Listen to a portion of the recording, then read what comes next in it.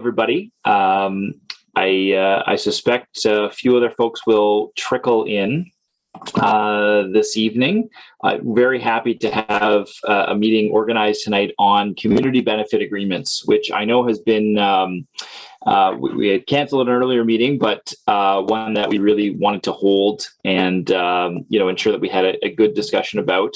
We've got a great panel here tonight to speak about these issues with a lot of experience, and really want to thank the Ottawa Community Benefits Network and the Heron Park Community Association for really spearheading this event in partnership with our office, and Miles, who helped set it up from our office. And thanks as well to our panelists for taking the time to engage and really edify residents on this issue. So our panelists are Kumsa Baker, the campaigns manager for the Toronto Community Benefits Network, Rawlson King, councillor for Rideau-Rockcliffe, and has a lot of experience on this as well. Martin Adelaar is advisor for the Ottawa Community Benefits Network, and Linda Gamba-Pinto is the vice president of the Heron Park Community Association. The purpose of the event is really to introduce people to what community benefit agreements are and how they could benefit residents. And it's also to offer examples of existing CBAs, as well as to highlight the upcoming Confederation Heights project as an example of where a CBA could make a significant difference. So my hope is really that people will leave this event with raised expectations for what is possible on major developments in our city. There's also a lot of rhetoric at various levels of government right now, including the city, that suggests that developers simply cannot afford to benefit communities or provide benefits to communities they build. And I just left a conversation on this as part of CPSC, and the conversation really centers around the fact that pursuing anything that makes development less profitable for the industry ultimately harms us by stemming supply. And yet, when we rezone land to allow for more development, we are in fact providing material benefit to those same developers. And so the question should be asked, why can't the community share in some of that increased value and some of that extra profit? And so tonight we're going to hear some examples of where net benefits were achieved for communities through the development process with the use of CBAs. And it's really my hope that we will see more community benefits and community benefit agreements in Ottawa. I know we won't get there without the community's willingness to push for it. And so with that said, I'd like to hand things off to Martin and Kumsa to give us some background information on what a CBA is. Thank you, Councillor Menard, and thank you for co-hosting this important event. My name is Martin Adelaar. I am a co-founder and a member of the Ottawa Community Benefits Network. And tonight, as Councillor Menard mentioned, we're going to talk a bit about what community benefits agreements are, their experience, what kind of benefits they've been generating. And I will be joined by a couple of colleagues from the Ottawa Community Benefits Network later on in the presentation. And then I will also be tag teaming with Kumsa Baker from the Toronto Community Benefits Network. So without any further ado, as Councillor Menard mentioned, we have an enormous opportunity here in Ottawa. There's a construction hurricane going on. We have federal institutions like Canada Lands Company and the National Capital Commission that have enormous real estate footprints in Ottawa, major developments in the pipeline. We have entertainment stadium districts that are either part of LeBreton Flats or Lansdowne Park. We have the redevelopment of the Civic Hospital campus, LRT next phases, and a wide assortment of major private developments and redevelopments.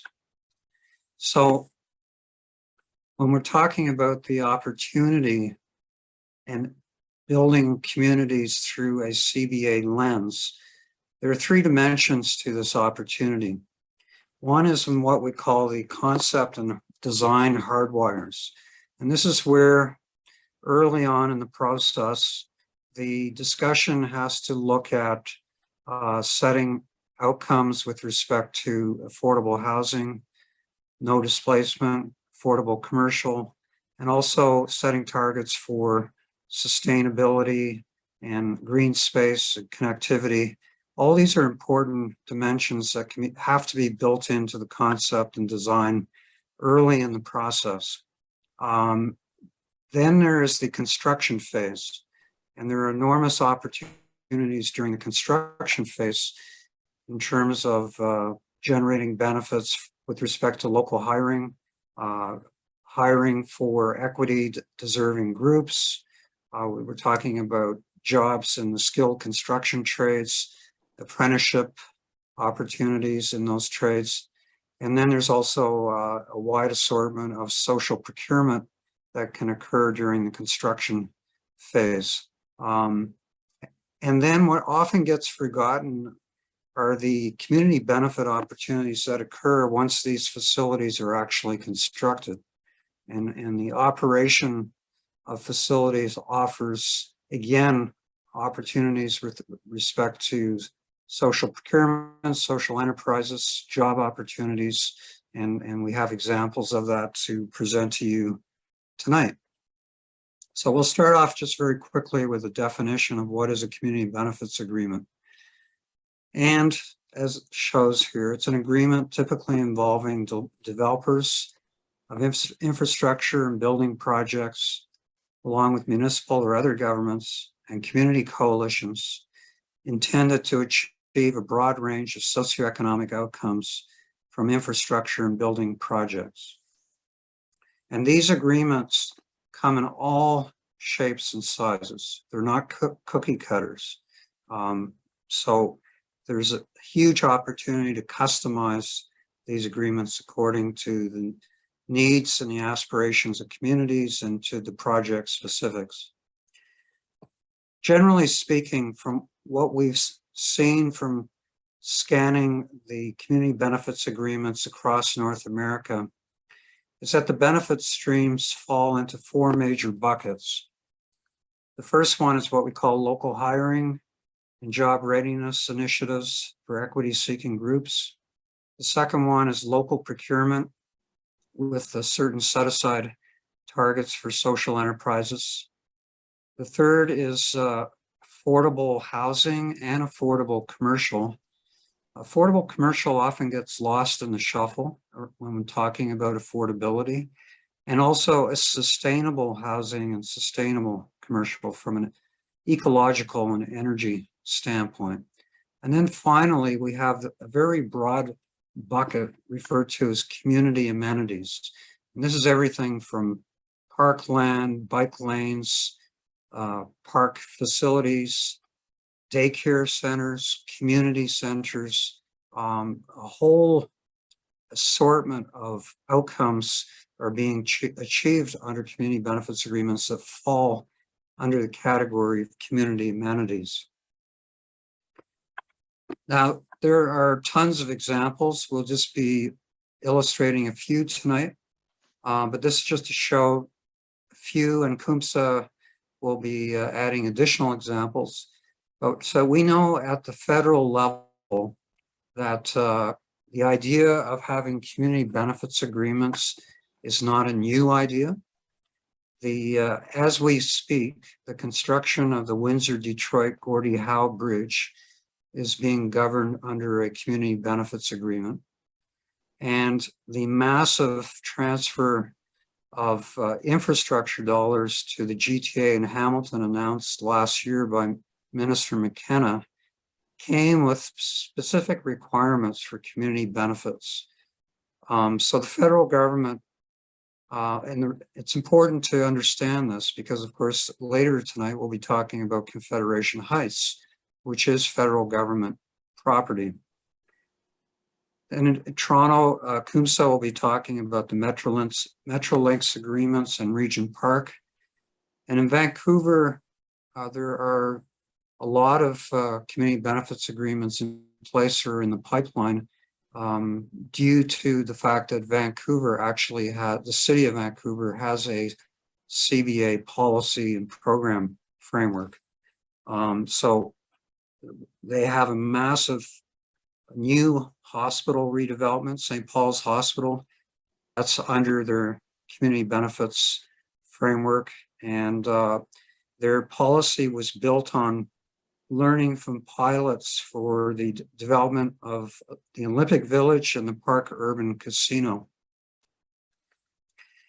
And you'll be hearing lots in the coming months about entertainment stadium districts. As I mentioned, Lansdowne Park and LeBreton Flats. And this slide just illustrates, again, we're not starting from a blank slate here.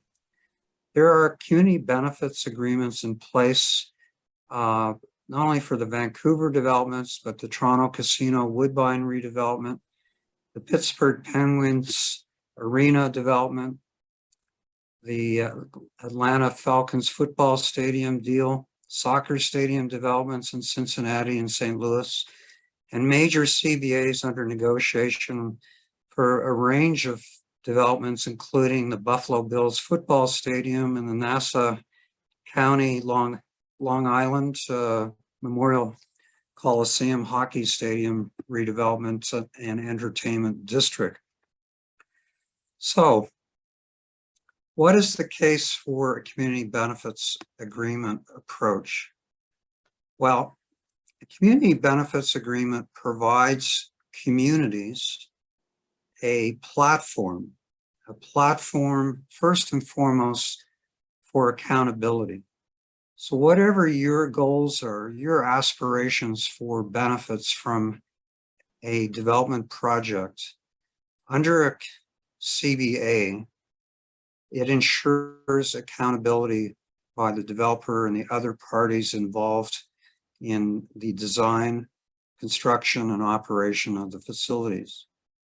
Secondly, CBA offers a platform for meaningful involvement by communities. And it means not just presence, but meaningful partnership at the table in the whole process from early concept through to development and delivery. Thirdly, it's a platform for innovation. There are a wide range of social innovation outcomes that are possible from these projects, and CBA is a great platform to make that happen. And finally, CBA is there for the long haul. These are large, multi-year, multi-phase projects, and under a CBA structure, it brings that kind of governance and accountability. So just adding to the case for CBA, it pays off. The evidence shows that for every dollar that's spent on construction and operation of these facilities, it generates huge multiples of economic and social benefits. The multiplier benefits are significant. And secondly, it works. We're not starting from a blank slate here, folks. We can learn from experience across North America. As we meet tonight, in Canada and the United States, there are 400 CBAs in place or being negotiated. And here in Ontario, along with the Ottawa Community Benefits Network, we have 8 community benefits networks in existence in Ontario that are providing communities with a platform to advocate for a wide range of community benefit outcomes. So at this point, I'm going to hand this slide over to our colleague, Mary Wang from the Centertown Community Association. And if Mary's on this in the event, you could hand the ball over to you, Mary, just for speaking to this slide. I've invited Mary to become a panelist.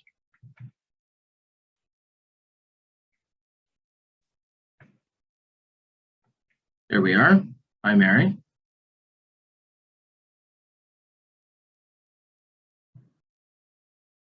Mary, I've asked you to unmute. There we go. Okay, the Ottawa Community Benefit Network was originally started as a LeBreton Flats Community Benefits Coalition back in 2019.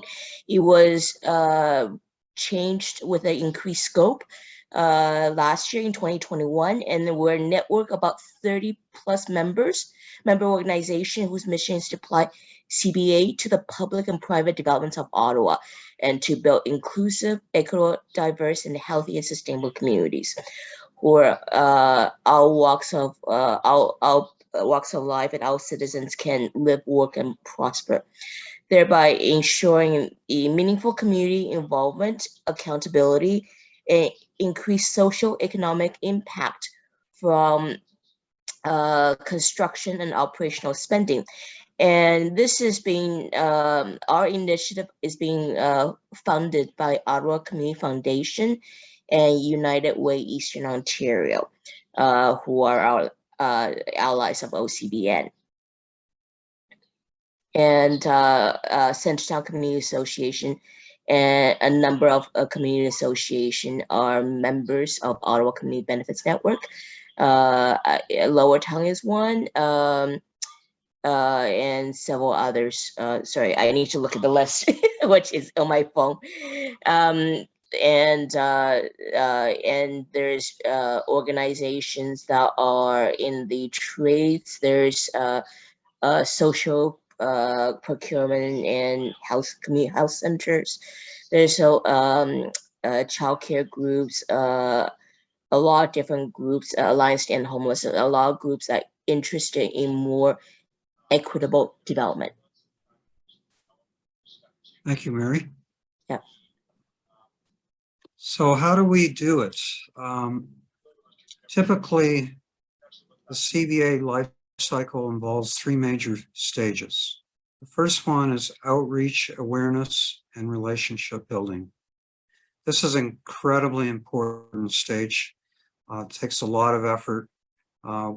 We work, our philosophy is to work with local community at the grassroots level.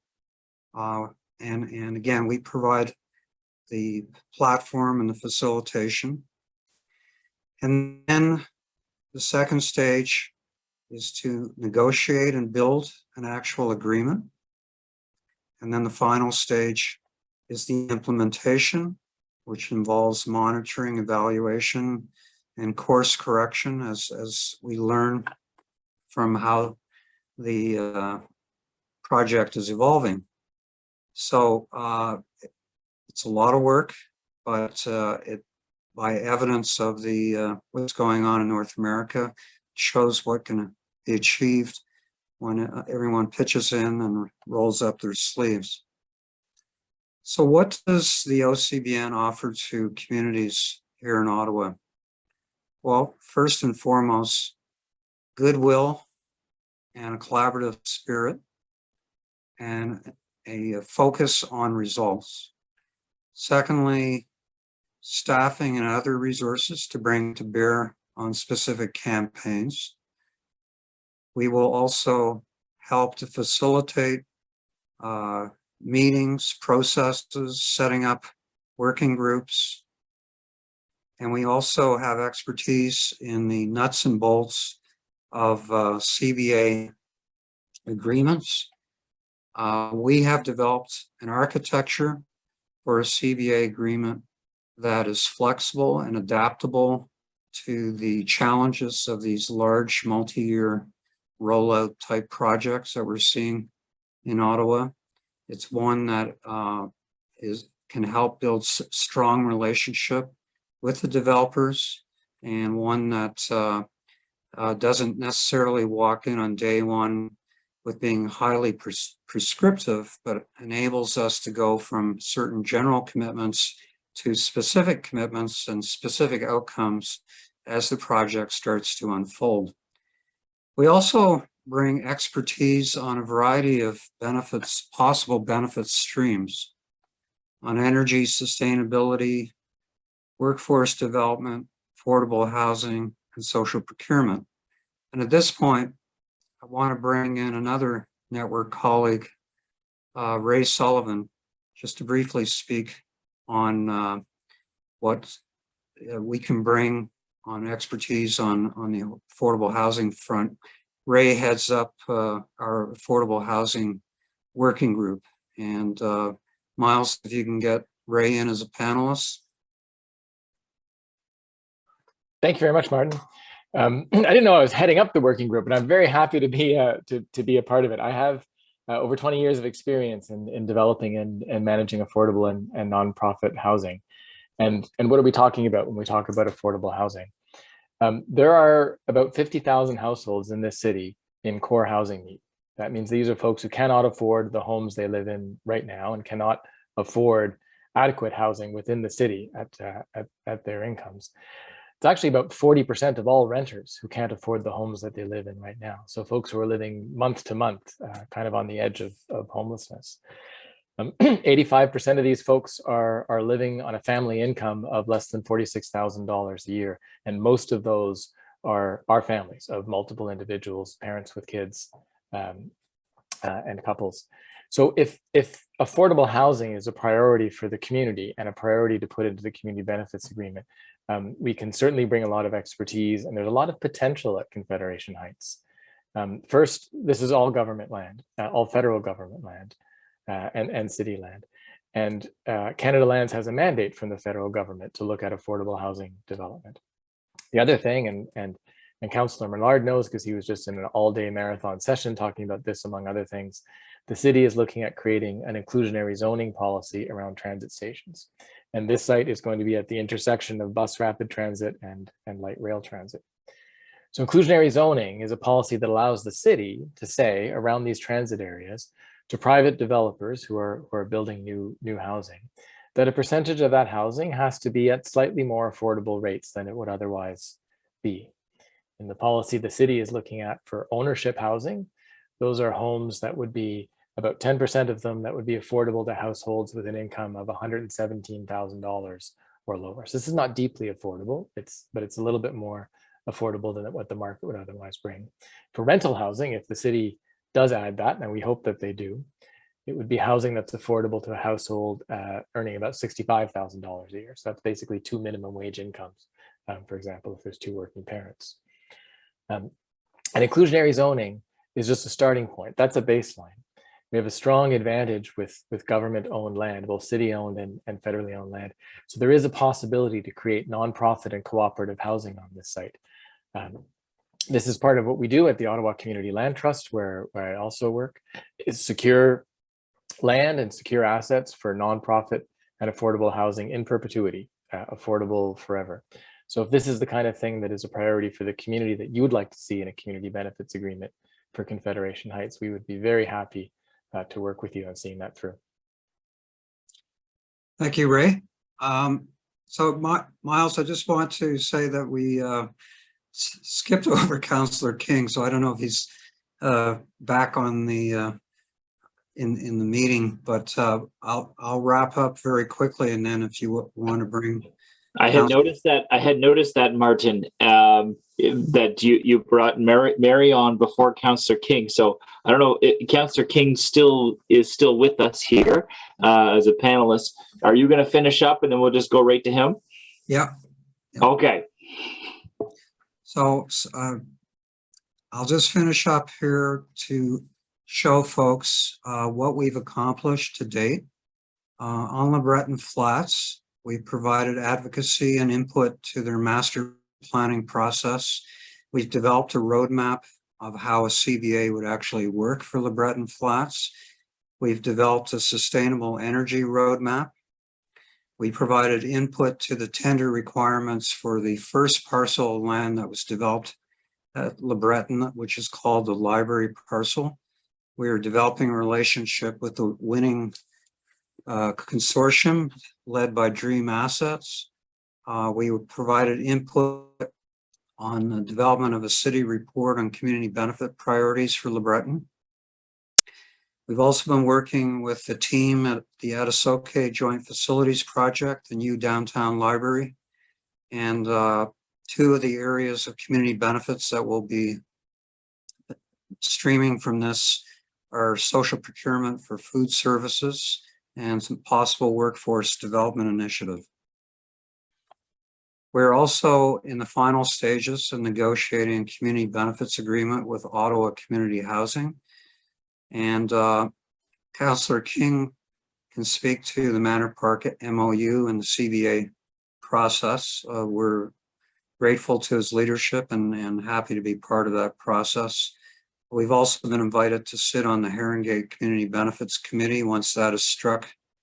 And we continue to do advocacy at all three levels of government, including working with our fellow community benefits networks through the Ontario Community Benefits Network.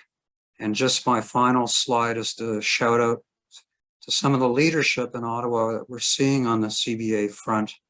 First and foremost, our 30+ member organizations. Secondly, the Heron Park Community Association, the Atisoke JFP team, Lalit Agrawal, the CEO of Manor Park Holdings, and the Manor Park residents who are going to be involved in the Community Benefits Working Group, Councillors King and Menard, Acorn and the Heron Gate community who worked for a community benefits agreement on that redevelopment, members of City of Ottawa staff, and Ottawa Community Housing, Stefan Giguère and Cliff Udale, and as Mary mentioned, our funders and supporters at United Way, East Ontario Community Foundation, and also the Ottawa Community Loan Fund. So with that, I'll hand over to Councillor King.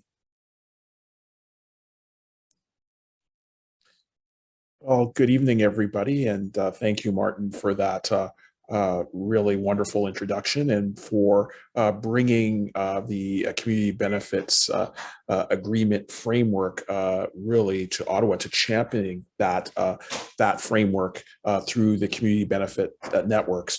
I know I'm appreciative of the efforts of the network because they have informed an approach that ideally will lead to one of the first community benefit agreements being put in place in Ottawa in Manor Park. As many might know, there was a official plan amendment process that was undertaken in Manor Park, and it did create a tremendous amount of input for that development application. My office saw about 500 written submissions. We held 3 meetings with tenants, with the community at large, question and answer period. And I met with many residents, and overwhelmingly, they had said that they were in agreement with the idea of some level of social contract to ensure that there was no displacement of area residents if any new development on a wider scale went forward. And also there was the call for community benefits, a community benefit agreement, or ultimately a deal between developers and coalitions of community organizations working to address a broad range of community needs, and also to ensure that there are safeguards to ensure that affected residents of any development really ultimately share in the benefits of major developments. As we know, they allow community groups to have a voice in shaping a project, to press for community benefits that are tailored to their specific needs and to their communities. And it also allows for a mechanism that allows for continued dialogue around the impact of development. I know that many people get frustrated with the fact that we have development application processes that are very limited, and then they end and people feel that they don't have a voice, or that they weren't able to articulate their perspective and see that reflected in terms of the development. CBAs allow for that.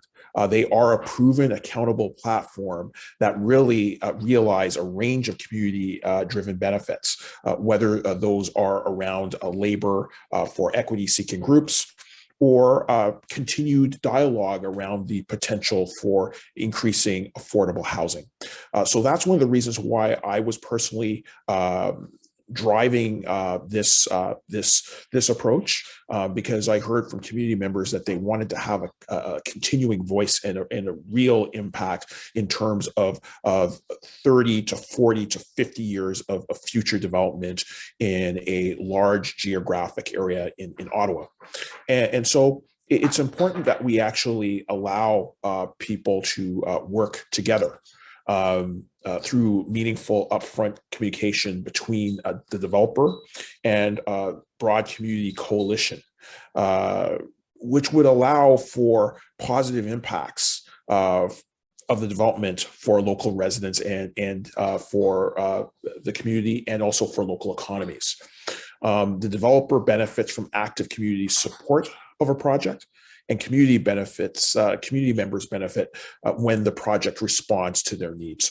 So that's why I was excited that at the end of the day, the framework for a community benefits agreement in Manor Park was written into the official plan amendment.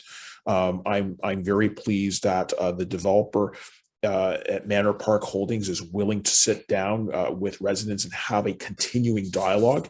And we know that that dialogue will take some time. It's not something that's instant. It's also very important to recognize that that dialogue is voluntary. So there is give and take, but the idea is to try and drive an approach towards a consensus so that we can see real investments in communities, real investment in resources, community resources, and real investments in amenities. So I'm very pleased that we are in those first stages. We are working very closely with Martin and others at the Community Benefits Network. And I really appreciate their efforts and their advocacy and the work that they're doing to facilitate and indeed moderate the creation of a community benefits agreement framework in Manor Park.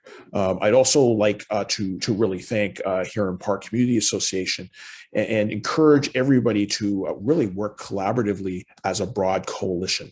I think CBAs are ideas that is an idea that has a tremendous amount of merit, but it only works when the community can really articulate in a unanimous way what they want to see, and that happens through the framework itself.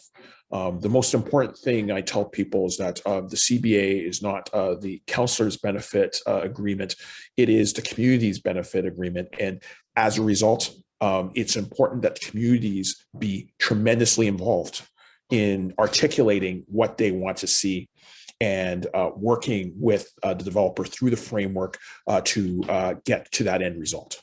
So I really want to thank Martin, the OCBN, Heron Park Community Association for venturing down this road and looking at this framework, and to Councillor Menard, who is also encouraging and working with community members to really look at this approach, which I feel is an additional innovation to the development process. So I really thank you for your time today and your interest, and I encourage you to continue to work with your communities through new innovative frameworks to ensure that you really see massive improvement in your community through developments that come to your communities. So thank you so much.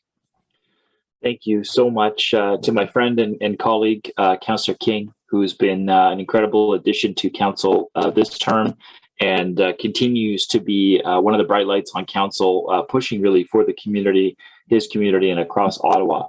I think now we're going to be hearing from the Toronto perspective on community benefits agreement, and that is Kumsa Baker. So I believe that's where we're up next. Kumsa, go ahead. If I might, I just want, sorry, Councillor Menard, I just want to remind the attendees that there will be a Q&A opportunity coming soon once we've covered the Toronto experience and provide an overview of the actual Confederation Heights project. So hang in there, will be lots of opportunity for discussion and Q&A. So. Absolutely. Thank you for that, Martin. And Kumsa, over to you.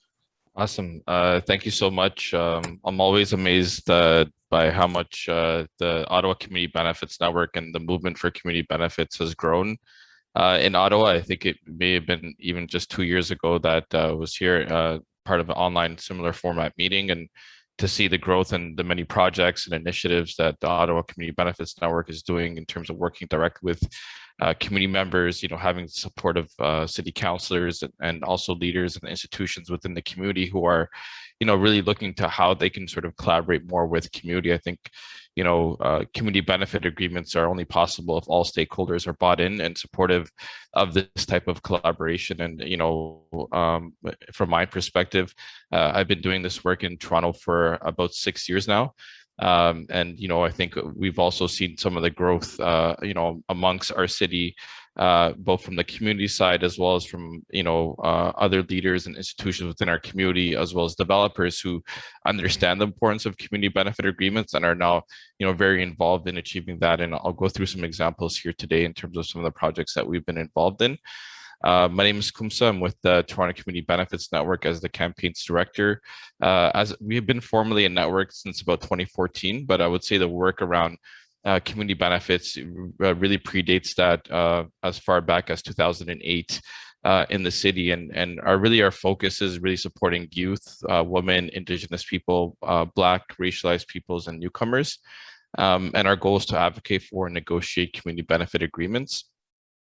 We look at a wide range of focus areas. And so things like apprenticeships, professional, administrative, and technical jobs and careers, social procurement, neighborhood improvements, and environmental protections. And so that is sort of the broader framework that we use when we sort of look at community benefit agreements. And a lot of it is really depending on, what are some of the local priorities, working directly with local community groups to really identify exactly what those targets and commitments should be negotiated. I mentioned some of the projects that we've been working on in Toronto.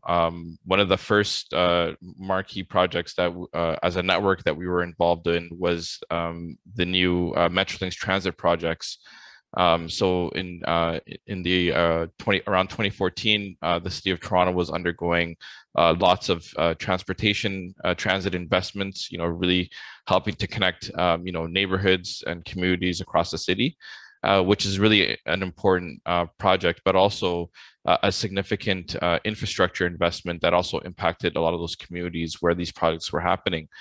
In the city of Toronto, we identify some neighborhood improvement areas. So these are areas of the city where there is a higher need for social investment and city support through different strategies like the poverty reduction strategy, which helps support with specific neighborhood projects and initiatives within the community. And so we knew that the Eglinton Crosstown LRT project was going to be impacting 8 different neighborhood improvement areas across the city. And so as a community, some of the ideas started to come up in terms of how can these local neighborhoods really benefit from this massive investment in transit.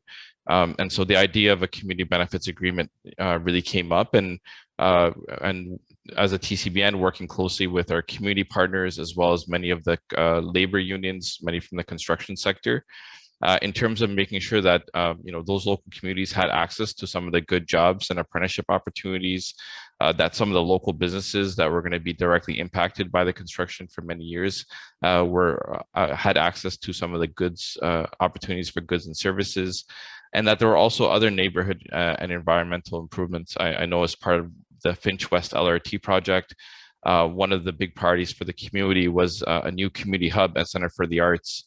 And recognizing that there was so much public land, the community really identified some of that surplus land to really prioritize a community need, which was a community hub and center for the arts.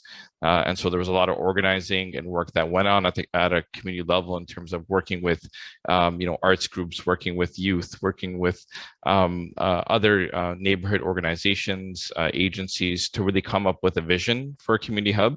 And to work with the city to really realize that. And so throughout the community benefits process, it's really important in terms of working directly with local stakeholders within the community to come up with a common vision and to really collectively advocate for that, whether it's towards local government or other decision makers who may be involved in deciding on that project.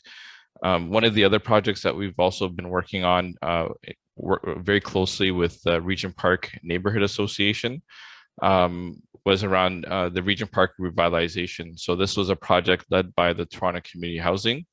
And there was actually a lot of history here because as part of the first phases of revitalization, the community was really involved in the planning process and identified some key priorities that they wanted the development to meet. Unfortunately, some of those commitments were not realized by the developer. Some of those commitments were not met. And so there was a strong interest in terms of how to really build more accountability and transparency within the process. And so working with this coalition in 2019, we were able to advocate to Toronto Community Housing to really have more of a resident-focused engagement process, as well as making sure that resident priorities were at the center of their tendering process. One of the first steps that we took was to negotiate what was called a community benefits framework. And that framework really ensured that, as a public housing agency, that they would be negotiating in the community's best interest. And so you'll see here on the right side some of the different things that were negotiated within that framework, including identifying roles and responsibilities, other principles around respect, accountability, collaboration, integrity, accessibility for persons with disabilities, inclusive and equitable processes to be established. And also through the long term, setting up what's called a community benefits oversight working group. So the development itself, the phase 4 and 5 is projected to be about a 20-year long process. And what this oversight working group ensures is that there's going to be a regular check-ins that includes community as part of this working group to ensure that those commitments are realized and that they're met over the course of the project itself. In terms of some of the outcomes from the different projects that we've been working on, I mentioned the 2 LRT projects. So the Eglinton Crosstown LRT, which is about 12.5 billion. Also the Finch West LRT, which is about 1.2 billion. Both of these projects were publicly led projects, so led by the Ministry of Transportation and Metrolinx. We also were involved in the Casino Woodbine expansion project, which actually went through a city approval process around the Casino Woodbine expansion in 2018. And that project was actually a city negotiated CBA. And so there was a lot of organizing and mobilizing from the community in terms of ensuring that the City of Toronto was negotiating on the community's behalf. And so the City of Toronto is actually signatory with this developer for the project, and it includes commitments around local as well as equity hiring, both within the operations as well as through the construction apprenticeships. We've also seen, money being spent on diverse owned businesses as well as social enterprises, as well as local spending within the local community in terms of purchasing goods and services from local vendors. We were also able to see direct investments going towards other community priorities. I remember being in an initial consultation with residents in the community, and it was great that jobs was something that came up, but one of the huge barriers that people faced was access to childcare and affordable childcare, and so that also came up as a key priority for the community. And so, as part of the community benefits agreement, the city was able to negotiate investment, a $5 million investment for a childcare center, and then there's also other commitments that have been made in terms of community uses of spaces. So there, as part of the project, there's a new performance theater that's going to be built, about a 3,500 seat performance theater, and so there's going to be a community use of space strategy to make sure that local arts groups and also cultural groups have access to different events that they may do at a limited or free of cost. One of the more recent projects that we've been working on is the West Park Healthcare Center, which is a healthcare project. It's a smaller scale, but we've also been able to seek different types of community benefit commitments through apprenticeship opportunities, as well as other additional green spaces and the renaturalization of the land. One of the big opportunities and projects that we're also involved in today is the Downsview neighborhood. And so currently Downsview is about, the whole study area is about 520 acres. And it is currently undergoing a planning process at the City of Toronto. And so this is a significant project because a lot of this land is owned publicly, so either by the City of Toronto through the CREATIO, which owns about 73 acres. We also have Northcrest Developments that owns a larger portion of Downsview. For some of you may be familiar with Toronto, Downsview previously was the site for the Bombardier de Havilland Airport and hangar facility, where they would build aerospace planes and manufacturing planes. And so that manufacturing facility and airstrip is no longer in need. And so there's actually, you'll see here in the picture that you'll see that where the previous airstrip was, that's undergoing a huge planning process. And that's going to be looking to build both residential as well as other commercial and institutional uses at the site. And so just this past summer, at the Toronto Community Benefits Network, we did launch a CBA for Downsview campaign. We really want to ensure that all of the land stakeholders, Canada Lands Company being one, Northcrest Developments and CREATIO, commit to including community benefit agreements as part of each of their new development projects. It is a pretty significant project in terms of timeline. Anywhere between 30 to 50 years is sort of the planned phased developments at the site. And so we really want to make sure that those commitments around accountability and transparency are really built in upfront and informed through community engagement and negotiations. And so we've launched that campaign to really engage the local community and to do outreach. We've hosted community discussions, meetings. We've also been able to get local media coverage on some of the conversations that we've been able to animate at a local level. We're also a citywide network, and so what we've also been able to do is bring this conversation to a citywide level through different information sessions, town halls. We also recently launched a website for the campaign, and also are looking at other cultural media outlets to really get out the word. And what we've also done is we've established a steering committee. And so we have a steering committee that we've just formed this past winter. And so we're now at our 5th meeting. And that committee includes local residents, local community organizations and agencies. We also have unions and labor representatives and social enterprises who are also part of the committee. And the committee is really helping to inform, some of those priorities that we want to bring back for further engagement. This summer, we're expecting to do some of that further engagement as part of our draft vision for Downsview. And so we're going to be in the community directly connecting with residents and being out there and talking to people about, what additional priorities or if there's anything missing from that vision. And we're hoping to finalize that by this fall. And so that gives you a little bit of an overview of some of the activities and work that TCBN is doing in Toronto.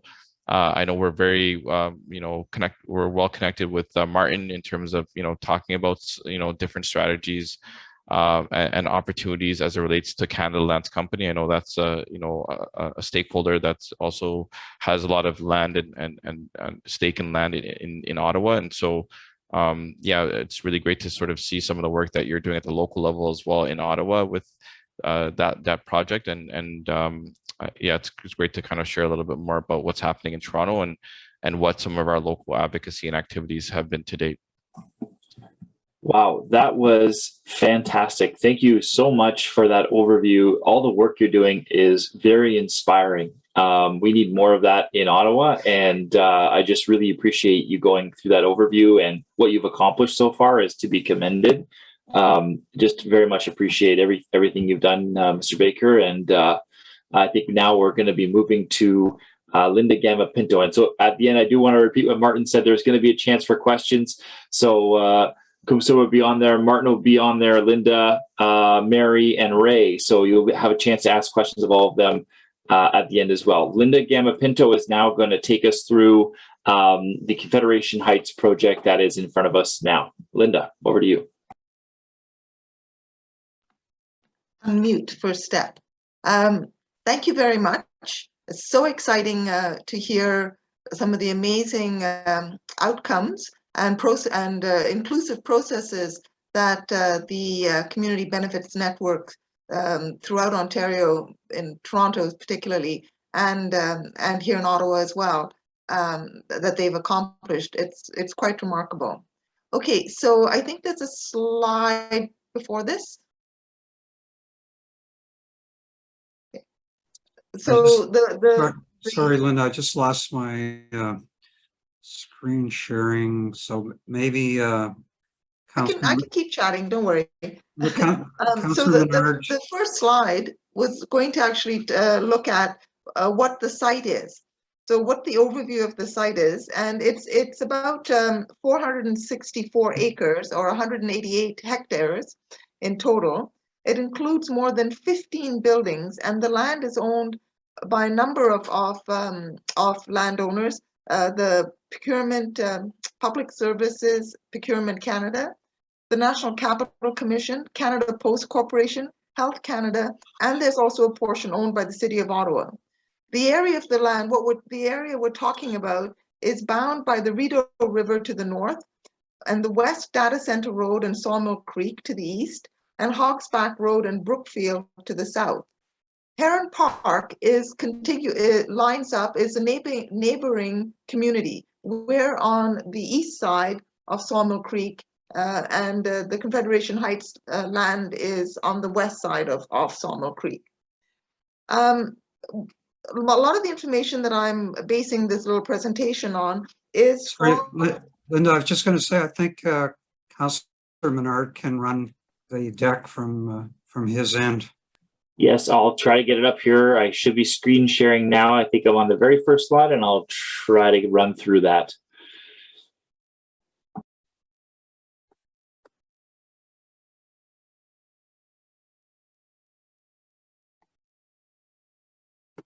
All right, try again.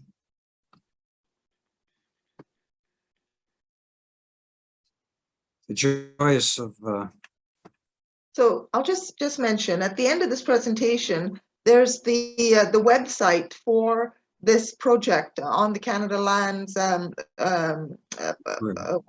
website. There it is. And I encourage everyone to do check out this website. There's some really interesting information, particularly the presentation from their latest public consultation that was held on June 7th and 9th. In that presentation, they identify what they're calling the potential intervention areas. So not all of the areas identified within this dotted line is zoned or not zoned, is slated for intervention, just portions of it. So it's worth taking a look at that June 7th deck to see what are the potential intervention areas. Okay, next slide, please. So who's involved? So there are three major participants: Canada Lands Company, of course, Public Service and Procurement Canada, which is the real estate manager and holder of property for the federal government, and a team of consultants, both the architects, possible developers, and a firm managing the consultations themselves. Next slide, please. So Canada Lands is, of course, one of the key departments, and they are a federal crown, self-financing federal crown corporation, reporting to the Minister of Public Service and Procurement. They're a non-agent crown corporation to carry out the company's core real estate management in all regions of Canada. Next slide, please. As you can see, they are a substantial revenue generator for the federal government. I won't go through the millions of dollars of profit, but this also just underlines the fact that's been made before, that these are public lands and that there should be a public benefit in addition to offsetting government expenditures. Next slide, please. So what do Canada Lands do? So they purchase the land, the surplus land, at fair market value. They do the development and the management and the developing the master plan for the property through the engagement with community and civic officials, and then they manage the planning application process. Next slide. So I mentioned the slide above that they helped develop the master plan. So the master plan is a critical element in this process, and it'll establish the vision, which is supposed to expected to manifest over the next 25 years. They're trying to move from an automobile-oriented employment hub to a mixed-use, sustainable community with a continued strong federal employment presence. By mixed use, they're considering retail, commercial, as well as residential and recreation uses. And I think that's captured in the second bullet as well. So next slide, please. So here's the current engagement process. The project was launched last year. They had an initial consultation, public consultation in November. We're now at the second draft. We're not actually at a draft conception place. We're in between there. They've had another public consultation, and they have also established a public advisory committee. This public advisory committee, on which I sit as a community representative for Heron Park. Councillor Menard is a member, and so is the councillor for River Ward. And in addition, the councillor for the community, there's the community president, community association president for Riverview. So as I mentioned earlier, the first information sessions were in November. The establishment of the public advisory committee was in March. And as I mentioned earlier, the second public information session was held in June. And that's where we're at currently. Okay. Continue. Great. So the proposed vision statement by Canada Lands is that Confederation Heights will be a vibrant place to live, work, and play. As I mentioned earlier, the view is to really integrate a mix of uses and public spaces. They're really aiming to make this a well-connected, climate-resilient, diverse community. And to that end, they've developed these guiding principles. Now, there are actually 7 of them. I managed to miss one, an important one. The first principle is actually creating connections. And that's really aimed at developing options to enable a safe, accessible travel by foot, wheel, or public transit.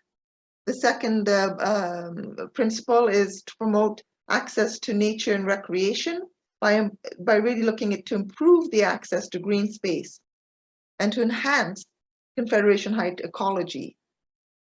Celebrate culture is really about recognizing and celebrating the heritage and long Indigenous history of the site. The climate resilience is through the implementation of sustainability ideals and initiatives. Developing complete community is really around transforming the site into a vibrant mixed-use community, as I mentioned, residential, retail, commercial, along with the continued federal employment activities. Design with people in mind. I think that's fairly self-evident. They want to ensure that development takes a people-centric approach. An inclusive, accessible space is really, again, also about accessibility, but also adaptability to ensure that once developed, the Confederation Heights is a place for everybody. Next. So here's how to learn more about Confederation Heights. It's the Engage CLC-SIC.ca Realize the Potential website. And the other websites are, of course, with respect to community benefits. So that gives you a little bit of a thumbnail of the Confederation Heights project. It's going to be massive. It's going to go from for about I think that I'm just trying to find my slide here of the dates. So it started in 2021, and they're looking to see about moving towards regulatory approvals in 2025 and site servicing and construction starting in 2026.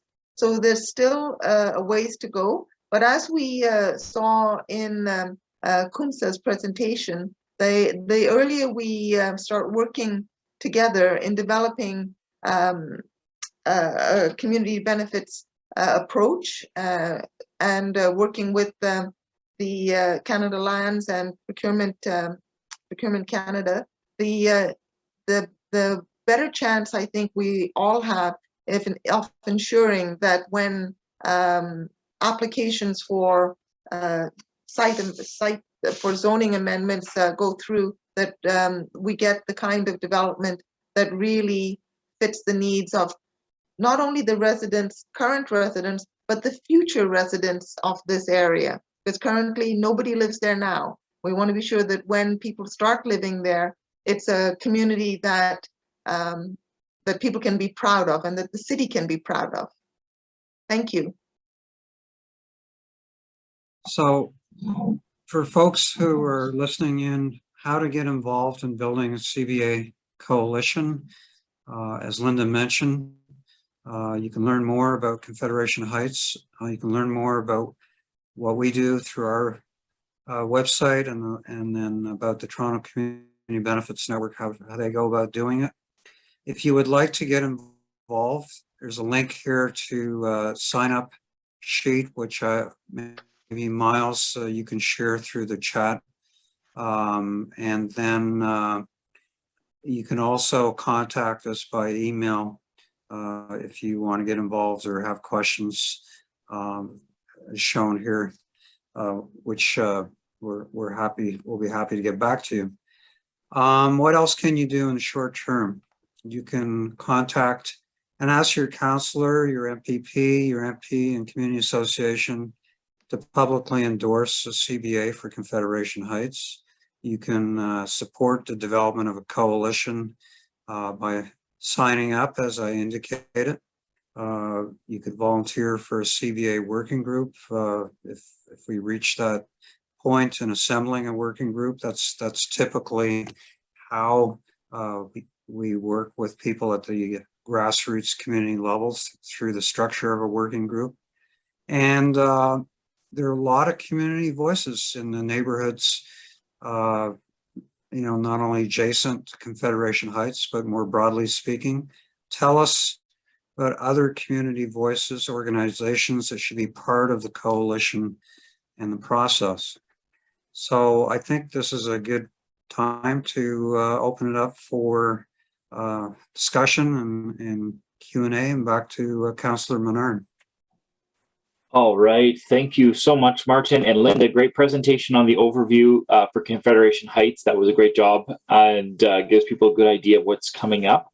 So in terms of questions, you can do two things. Well, the best way to do is just enter them into the chat, and we can ask questions that way. Otherwise, attendees, I think you can also put it into the regular chat. But there is a Q&A button at the bottom that you can click on, and then write your question there. Otherwise, feel free to write it in the regular chat. I do have a question, and I'm not sure we'll get a ton because there's about 20. I guess we've got 25 folks here. And so we're going to post this afterwards. But my main question is just in the next little while with Confederation Heights, what kind of benefits can you foresee? What could come from a CBA, practically speaking, in the Confederation Heights area within Ottawa? What would be possible there? Martin, I guess that's to you. Well, I think that first and foremost, our network's approach is to be a platform for community voices. So I think what can be achieved, I think the potential is right across the board from the examples that we've shown tonight and that Kumsa has shown. We're starting here with a blank slate. So what we're talking about here is a community building process. And it could be a community building that will make Ottawa a leader in all of Canada. So I think the possibilities are extensive, but the principle at play here is that it's up to the community at the grassroots level to articulate what kind of outcomes they want to get out of this project. We can bring expertise and resources to flesh that out and help articulate those aspirations. But I think we can see from the evidence across North America that there are a wide range of community benefit possibilities, and we should not expect to set the bar low for this project. I don't know if Linda wants to add to that.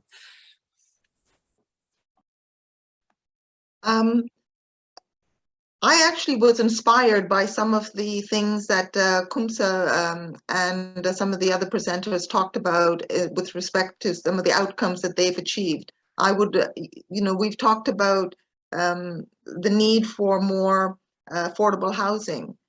So I'd love to see that as a part of a benefit agreement, and an accountability framework linked to that agreement. Because we, as you know, have asked for these sorts of family-sized affordable dwelling units of many developers, and sometimes we get an answer that's yes, maybe, but there's no way to ensure that these things actually flow through to the community, to the wider community. And I think that this approach of a community benefits agreement with an accountability framework is a fantastic way of ensuring that the benefits really do flow back to the community and not just profits into the pockets of the private developers.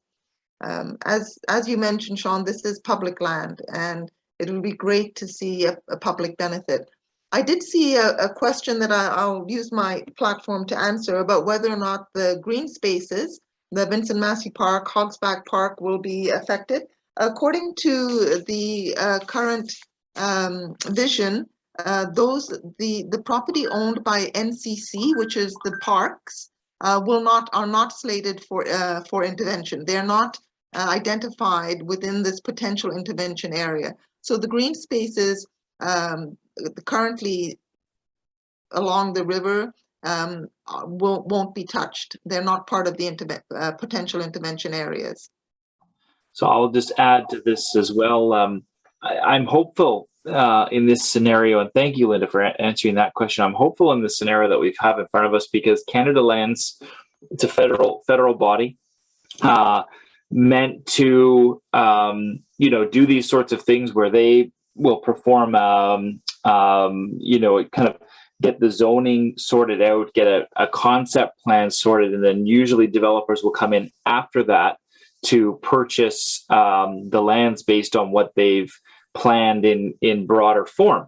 And why I'm excited about it is that they have mandates on their end as well around affordable housing and around other community benefits. So there's a real potential here to form a fantastic community benefit agreement with public land, with the Canada Lands Corporation, and some of the processes they already have in place to mesh together with the type of CBA that'll really benefit communities. So I think similar to some examples that Kumsa was talking about in Toronto, I think we've got a great opportunity here to really flourish with what we're seeing. So, Mary has her hand raised.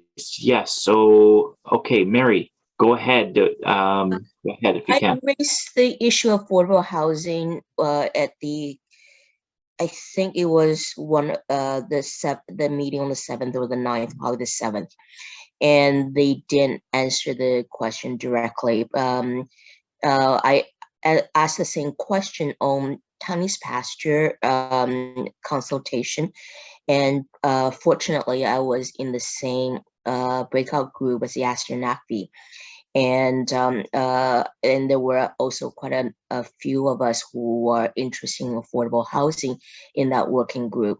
And after a couple of rounds, the general consensus was that this is public land. We want a minimum of 20% affordable housing, and that was supported by Gaster. I think officially the mandate that the Canada Lands Company has from the federal government is either 10 or 12%. I can't remember. I would need to check my old notes from the meeting.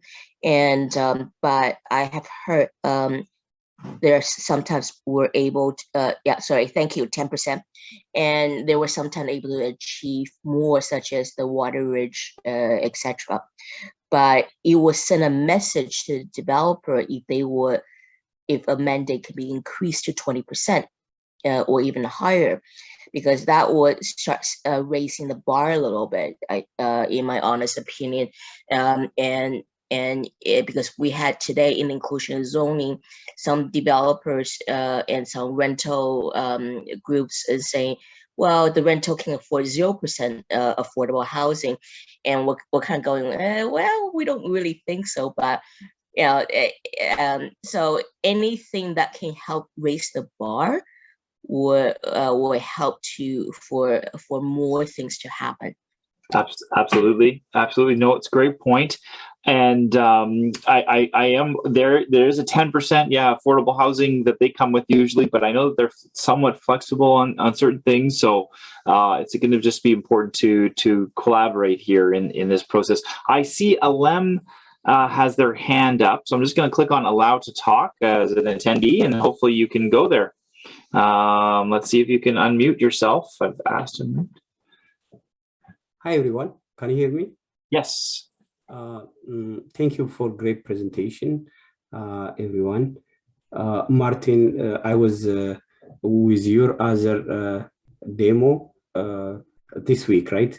With the United Way.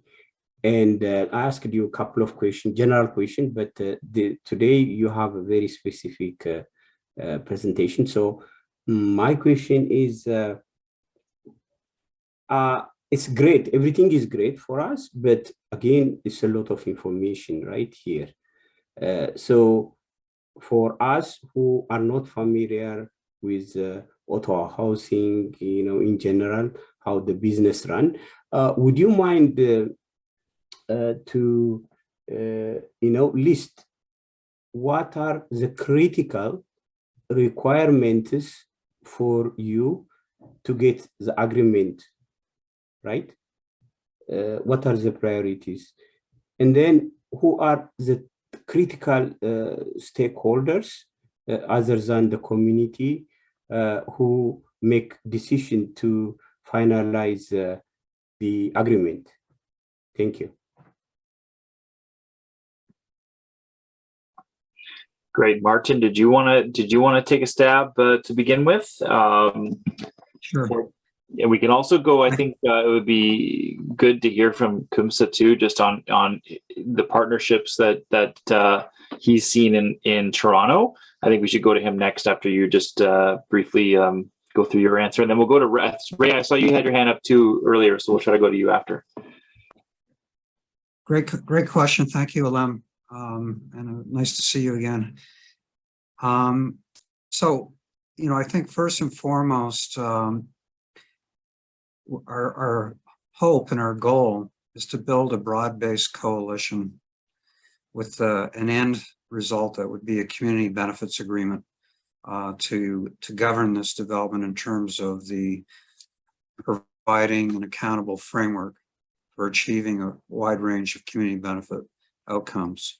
So the coalition building is really the next stage, and that it's going to require work through the community associations and other grassroots organizations, and support from councillors like Councillor Menard and other councillors to essentially mobilize and working with us and others the development of this coalition. And then in the construct of the coalition, we can then set up a community benefits working group to provide a facilitated, safe, and open environment and a transparent environment to have people from the communities articulate what they want to get out of this project. So that's really, I think, the early steps that have to be taken in terms of coalition building. So over to you, Kumsa. Yeah, I would definitely agree. I think, Martin, I think you really highlight some of the key areas, at least from the initial steps of how to get this off the ground and what are the important steps and activities that need to be taken. I think in Toronto, I think there have been many different forms of how CBAs have been structured. I know from the community side, we through the TCBN, we've been able to negotiate specific agreements with what we call contracting authorities. And so what we've been able to do is, in terms of that dialogue with contracting authorities, like a good example would be Toronto Community Housing. What we make sure is before that tender goes out, so usually they have once they get their rezoning or once they have a plan in place, they'll go to the private sector through a procurement process. And so what we really always want to do is make sure that within those tenders, it really speaks to some of the community priorities that we want to see, right? So if there are commitments related to affordable housing, related to good jobs for equity seeking groups, whether it's social procurement, whatever benefits the community really wants to see, it's really important that that's reflected into those tenders, and that's negotiated eventually with those developers. And so we have had a lot of experience doing that.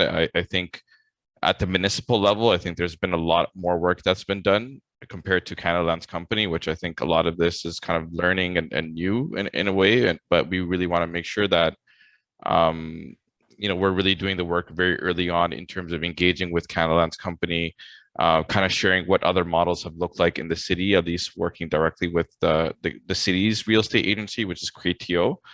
Because we have done a lot of work over the past couple of years to really establish an approach that we know that works. And so looking at now the Canada Lands Company and the federal process, we're really hoping to really leverage some of those learnings and experiences working at the municipal level with Toronto Community Housing, with our City of Toronto CREATO agency, to bring those learnings forward. And it's also good that CREATO is actually one of the owners of a parcel of land at Downsview as well. So it's really adjacent to that land that Canada Lands Company owns. Thank you for that. That's actually hugely helpful here for our own experience too. Just given that there is a myriad of organizations to go through, and within the City of Ottawa, and of course with the federal agency and the municipality, kind of combining in some of the overlap of jurisdiction. There's a lot of that here in the City of Ottawa, so very helpful. Ray Sullivan, you're up just next as a comment. Yeah, and Linda said something that was really important. Well, okay, Linda said a bunch of things that were really important, but one of them that I wanted to highlight was to ask ourselves, or to find out, as the federal government, as the major landholder, sells and develops this land, what internal costs and expenses are they trying to cover? Are they trying to recoup money to restore the existing office buildings that are there? Do they have to remediate contaminated soil? I have no idea what those things are, but I do know that is going to play a big role in setting the scope of what's possible under a community benefits agreement. So it'd be fantastic to see the community come together with a vision about, a daycare, a school, good jobs, green buildings, affordable housing, all of those things. But we need to know, because those things cost money and they have to come from somewhere. They're not going to come out of the for-profit developers unless a government or community benefits agreement puts that onto them. How much space is there, and how much money does the federal government need to extract, and how much could it put toward those community benefits? Okay, thank you very much for that. Any other attendees or other panelists want to say anything before we wrap up here tonight? Okay, I'll just close quickly and just say thank you, a huge thank you to Linda, to Martin, to Kumsa, to Mary, to Ray, and Rawlson King, who's had to go, but a huge thank you to him as well, and to Miles in our office, who really helped to organize this along with Martin.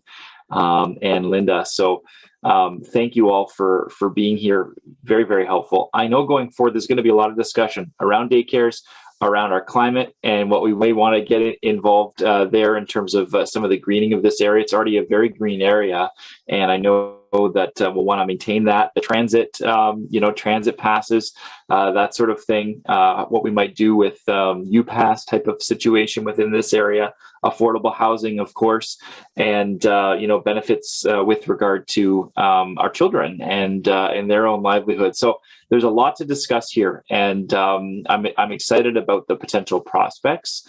And I want to thank the residents who've joined us tonight. I think really residents should have more control over their built environment, and CBAs are really an important mechanism in the fight for more democratically planned cities where benefits of a neighborhood can be, realized through developments that are shared with people who live there, and that profit is shared.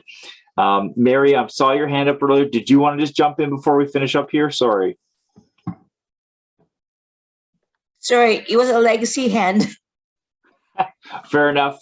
Well, it was good to chat with everyone, and I know the city the private sector, in this case Canada Lands Corporation. I know we can deliver more for Ottawa residents. So just looking forward to working with everybody, the local community association and coalitions like OCBN, to demand more from development. And really hope people participate in development consultations, engaging your city council, delegate at planning committee, really change the conversation on large scale developments to be one where the community is focused, it benefits, and those community benefits are expected and provided. So thanks everybody again, and I hope everyone has a wonderful night. Take care. Thank you. Bye-bye.